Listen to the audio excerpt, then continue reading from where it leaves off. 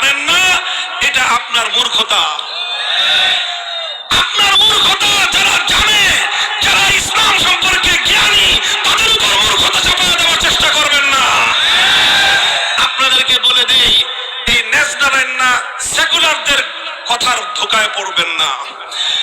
যারা ইসলামী রাজনীতি করে না, সব ন্যাশনাল গোয়ালার বাসুরের দল। এদেরকে দেখলেই বলবেন যে ভাই আর কতদিন ন্যাশনাল দিবেন। কথা পরিষ্কার।